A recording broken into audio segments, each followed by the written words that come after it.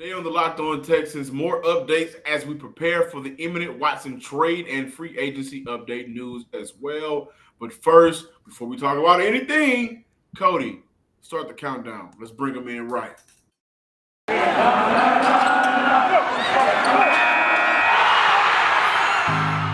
You are Locked On Texans, your daily Houston Texans podcast. Part of the Locked On Podcast Network, your team every day.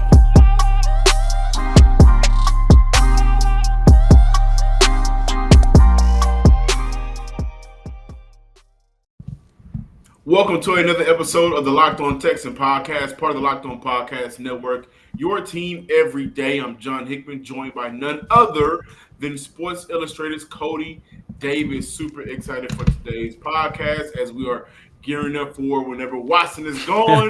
Some of us will rejoice, some of us will sing praises, some will. They may soak in their own tears. However, it's going to happen, everybody. And talk about the free agency news and update. But before we talk about anything, Cody, what the hell the Colts were thinking? Come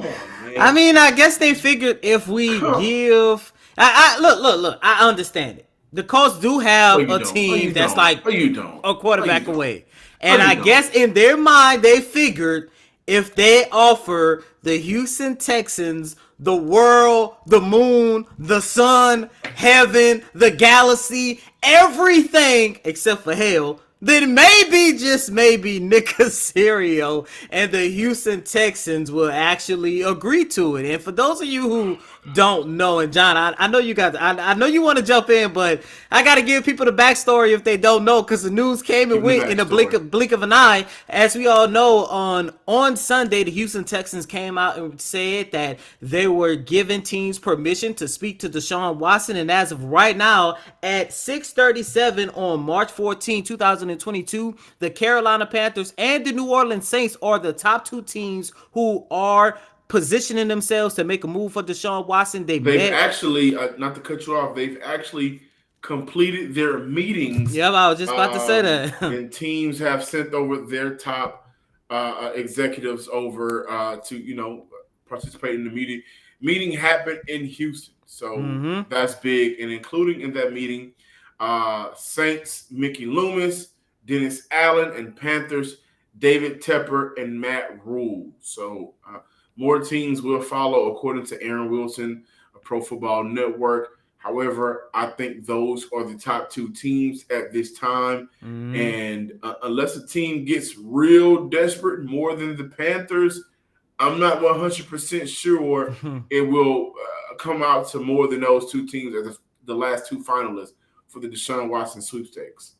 Yeah, and John, as you just alluded to, more teams will follow out of the other 29 teams, I guess 28 when you take out the Houston Texans. I know two teams that's not going to be involved. As of right now, the Seattle Seahawks do not have a meeting in place for Deshaun Watson. And the Indianapolis Colts actually wanted to speak to Deshaun, and the Houston Texans blocked their request. But, it's not surprising why the Houston Texans did it. But, John, as we look at the trade market for Deshaun, as of right now, unless some team comes out of nowhere, we know Nick Caserio and the Houston Texans do like to move in secret. There's been plenty of times we have been preparing ourselves to report this. We think it's going to be that, and all of a sudden it be something the complete opposite of what people was thinking about. But as of right now, the Panthers and the Saints are the top two teams. And John, if you ask me, look, I am from New Orleans.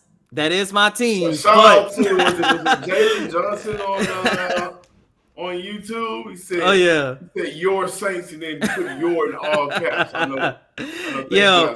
Listening to the show, knowing Cody's a Saints fan, I always feel bad for him. So no, I don't feel bad for me. I mean, I'm from New Orleans. I mean, I'm pretty sure some of you guys hear when I talk. But I say all that just to say, bias aside, look, the Carolina Panthers make too much sense for Deshaun to go there. I mean, they have all the assets, and first and foremost, shout out to X Razor. He did reach out to me on Twitter talking about, he had some hesitation about making a move for with the Carolina Panthers because they do not have a second round pick in this year's draft. But But they do have the number 6 pick, and you got to consider that this could be a situation where the Houston Texans have not 1 but 2 picks in the top 10. Plus, I'm pretty sure they're going to add somebody like a J.C. Horn, which is probably going to be an additional pick in the first round, because last year he was drafted with the 8th overall pick. Only played a total, I believe, of 3 or 4 games before he went out, I believe, a foot or knee injury. I can't remember which one, but his rookie season was cut short, but that young man do still have a lot of promise.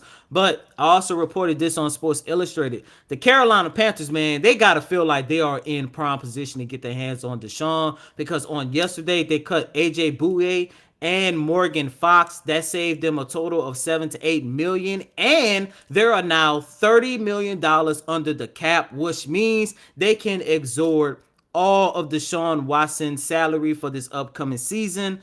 John, it's just getting to the point. It's just making too much sense for Deshaun to go to Carolina. Plus, we all know that is basically where he kind of started building his legacy as the quarterback for the Clemson Tigers. Yeah, I was just about to mention that. It just seems like all signs, are pointing to Deshaun to the Panthers. And I'll say this.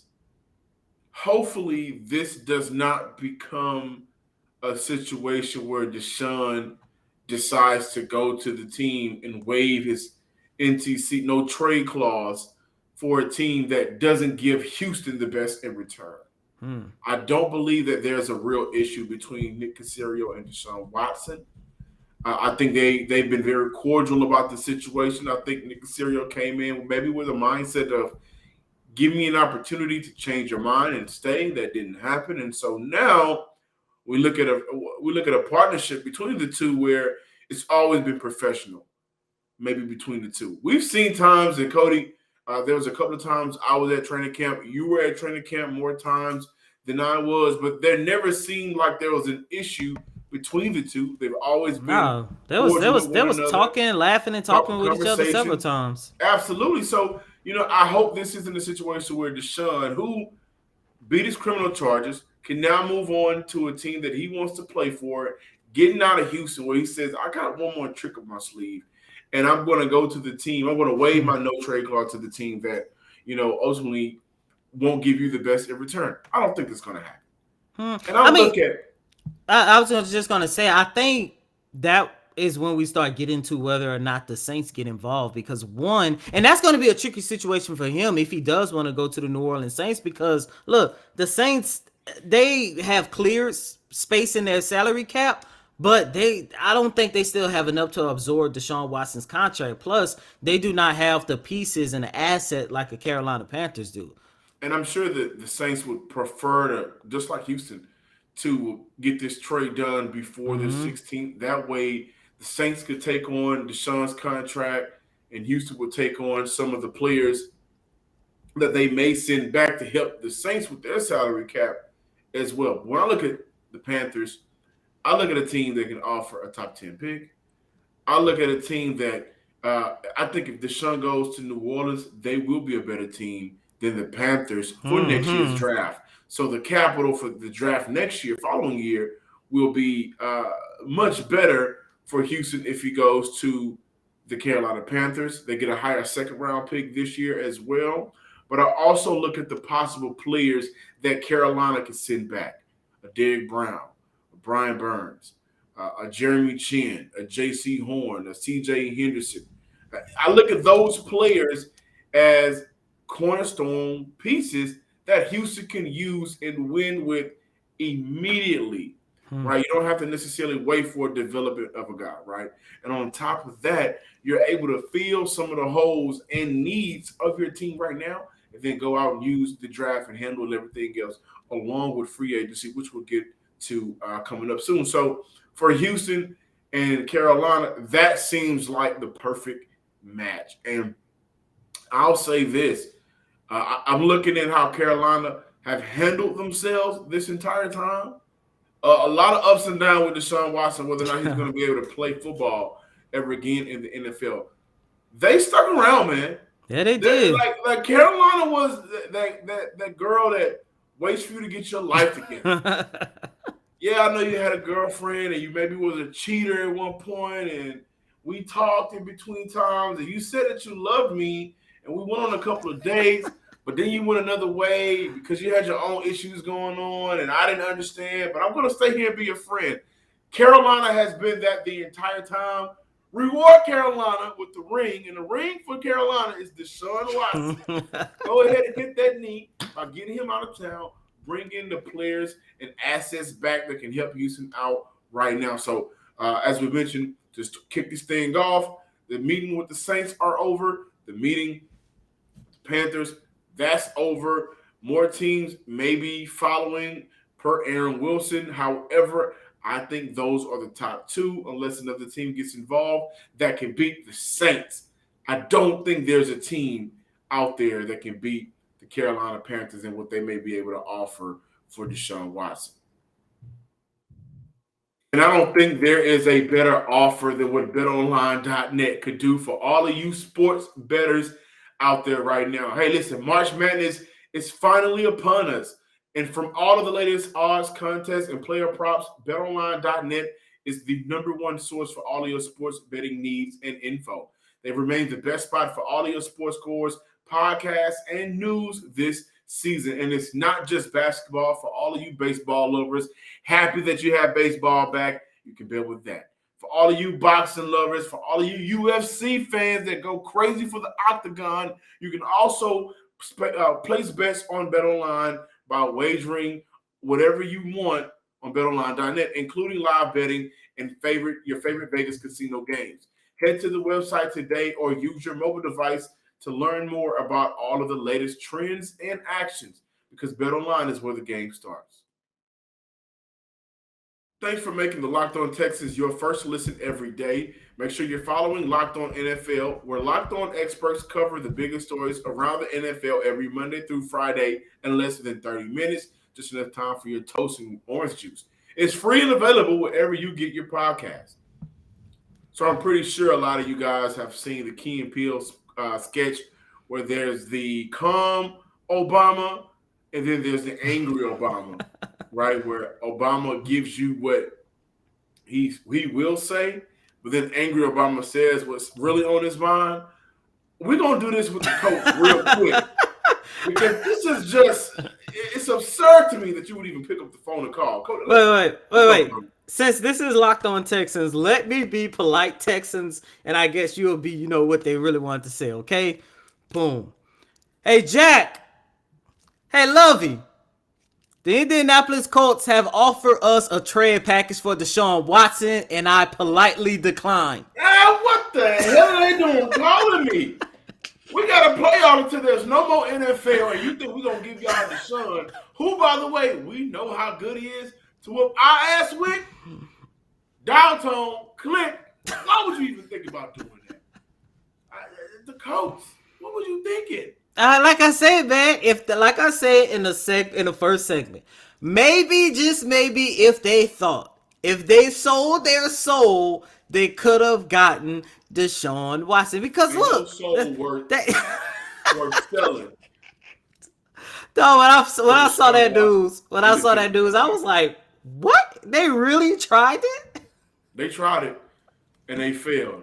We're going to move on to the free agency and news for the Houston Texans. Definitely want to give you guys what's going on with Houston so far. The Texans retain safety Terrence Brooks on a one-year deal worth $2 million. Texans also hopes to re-sign Malik Collins and Desmond King. This is per Aaron Wilson, a friend of the show. Cedric Obehu, the Texans signed the one-year deal with. Well, his contract is worth $1.4 million total, with a $1,800 signing bonus. Talked about on yesterday how the Texans re-signed wide receiver Chris Conley. They also re-signed Chris Moore to a one-year deal. Anthony Auclair, Texans signed a one-year deal with worth $1.9 million. 1.6 of that contract is guaranteed. Texans were awarded the 2020 fourth-rounder cornerback Reggie Robinson off waivers from the Dallas Cowboys. Houston also bring back Kevin Pierre-Louis on a restructured contract, according to league sources, per Aaron Wilson. His contract will now be $2.4 million, and $1.2 is guaranteed, down from his original $3.5 million. The Houston Texans are interested in wide receiver Marquez Valdez-Scantling. You will know him from his days with playing with Aaron Rodgers. And Texans are expected to restructure the contract of Eric Murray, the safety, at some point as well to get his $6.935 million lower than what he wants. Houston wants to get it around under the $5 million, and the $5 million right now, is what Eric Murray makes for his base salary. And what doesn't need to go unnoticed, we have to talk about it. We mentioned this last week. Marcus Cannon has been released, saving the Houston Texans $5.2 million. We talked about that last week. I think Houston did a great job of just understanding. Let's cut our losses. Let's move on. This also tells me they will be in the market for a right tackle, whether that's free agency or whether that will come by the draft, Cody. Before we get into all that, I do want to say I kind of like what Nick Caserio and the Texans did during day one of free agency. They already knew they wasn't going to be in play for some of the big names out there, but it seems like they are taking a moment to re-sign all of the important players from last year, cutting their losses, saving money, trying to rework different contracts to make sure they have just a little bit more money to go out there and get, let's say, hopefully a second mid-level player that's out there on the market that can actually help improve this team. I mean, hell, on yesterday we talked about the possibility of this team being interested and signing Malcolm Butler. And John, I like I say, I like what the Texans are doing as of right now. I do want to mention Cedric, by the way. I think that is a signing. Look, it's not going to get a lot of love, but I do want to say this. Cedric is an offensive lineman that can definitely help the Houston Texans offensive front get a little bit extra push in the run game. Last year, as a member of the Seattle Seahawks and the Baltimore Ravens, I understand he only played 3 games, but he did end the season with a run blocking grade of 70.3. However, in 2020, when he appeared in 10 games for the Seattle Seahawks, he ended the season with a run blocking grade of 70. What about his pass blocking? His pass blocking is subpar at best. He did end with a pass protection grade of 59.7. However, in 2020, he only allowed 1 sack. And the only reason why I wanted to bring up Cedric, John, like we just alluded to, not just what I just alluded to, but on yesterday, doing both shows that we did, our double headers, we talked about how important it was for Nick Caserio to go out there and evaluate an offensive lineman that can help them get that extra push in the run. I could see Cedric being an offensive lineman that is more so for situational purposes. You improve that backfield, he's going to be a guy that's going to help the Texans get an extra yard or 2 in that run. Yeah, and I also think they may look at him as a swing tackle as well. Houston really loves that, even under Nick Caserio, and having those bodies just in case, right? Cedric is a player who hasn't played a lot of games in the last couple of years. However, he doesn't necessarily give up a lot of sacks when he's on the field. I will say 2018, I want to say, not 18, 17, where he played the most snaps that he had played. That was in Jacksonville, correct? Right. We gave up 8 sacks. And so, but he is a player that will be coming in playing under George Warhop as well, his former offensive line coach. Listen, letting go Marcus Cannon, the biggest thing about that is saving money. And I think 5.2. Yeah, I think for Houston, that will give them some leeway to at least get a big tier 1, tier 2 free agent. I think Houston can do it this year. But I like that they're bringing back players from last year that had some familiarity with the team, right? And productive players, too. Not just players that, look, John, fit the culture. Right. So I look at a Kevin Pierre-Louis.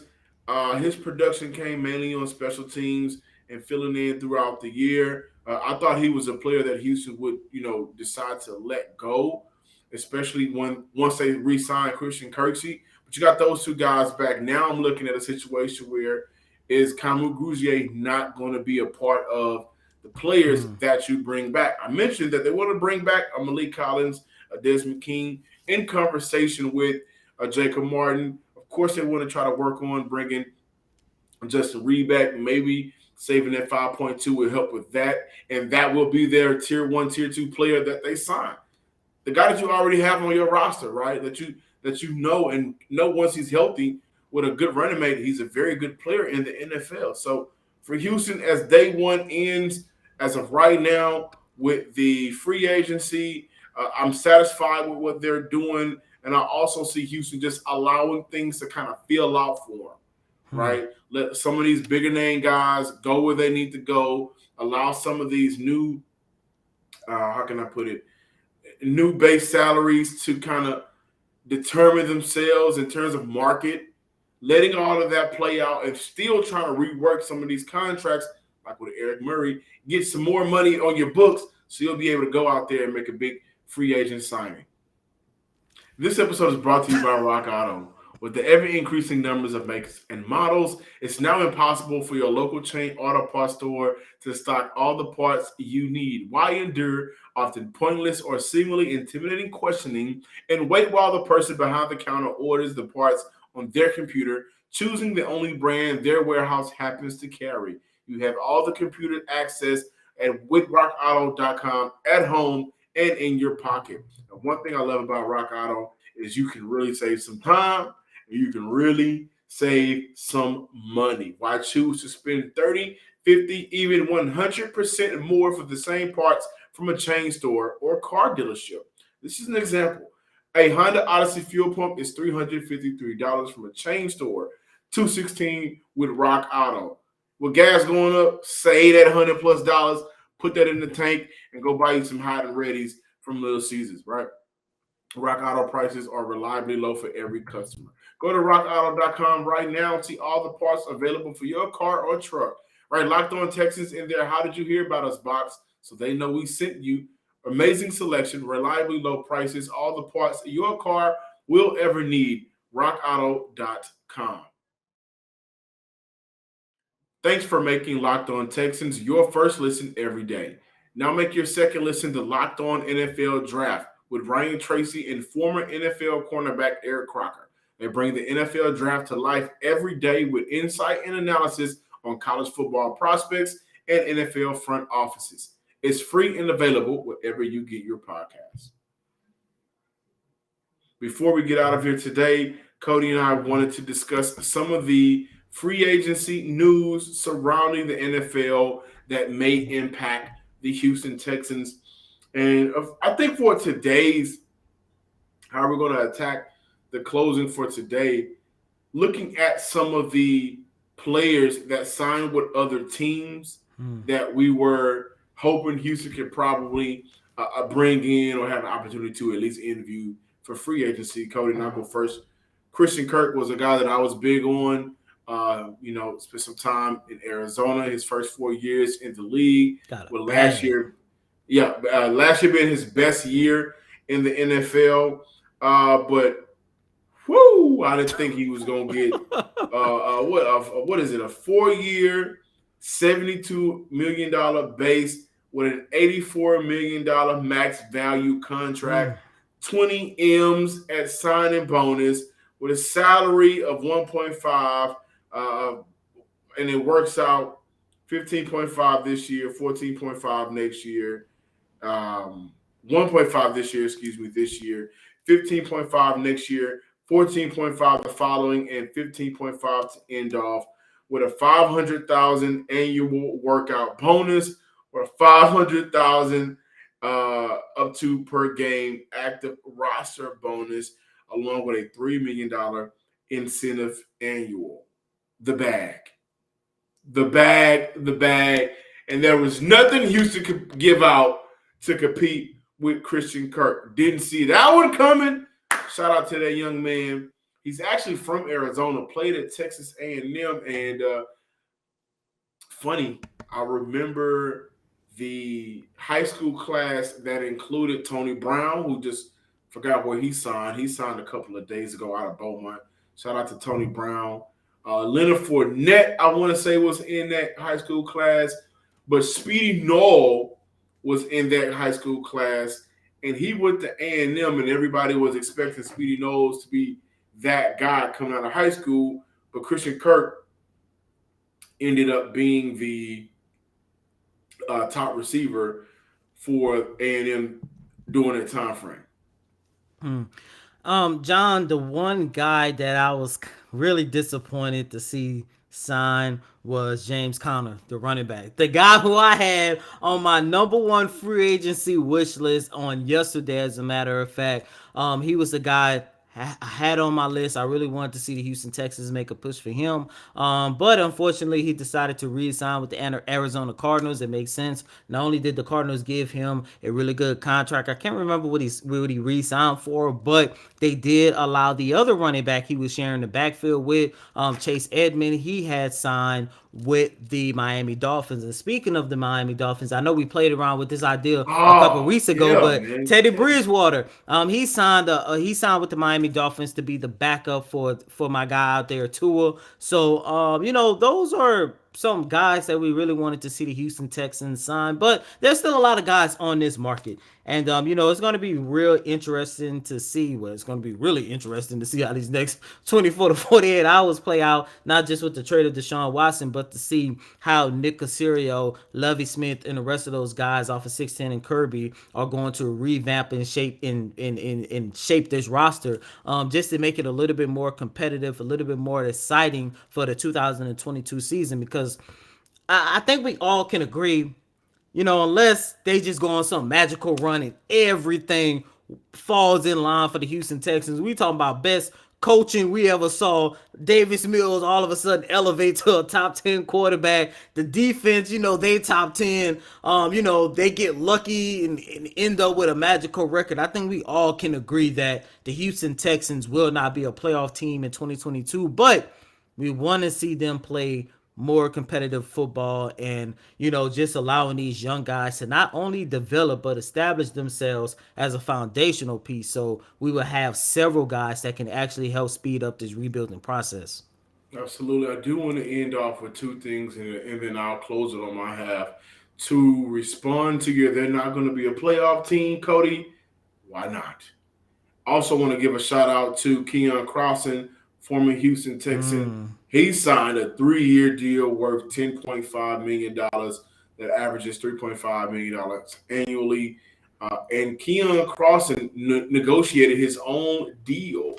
That has been more of a trend in the last 5 or 10 years than we probably have ever seen. So shout out to Keon, former Texan. He got the bag, deserves it. Take care of your family. I hope all these guys take care of their families, do what they got to do, as Marshawn would say. Get your chickens in order, before it's all said and done. Thank you for checking out the Locked On Texans podcast, part of the Locked On Podcast Network. Follow us on Twitter at Locked On Texans and subscribe to our YouTube page as well. Listen, guys, Deshaun will be gone at some point, and we will bring you the best coverage, breaking down Deshaun, what the Houston Texans get back in return. And this will probably lead to Cody and I doing another mock draft once we get those picks in. So that'll be interesting as well to see. Follow me on Twitter at John_Hickman12. And as always, I'm your host, Cody Davis. Please remember to follow me on Twitter at CodyDavis_24. Once again, that's Cody, CotyDavis _24. Until next time, ladies and gentlemen, or until the emergency podcast, who knows? Peace. Peace.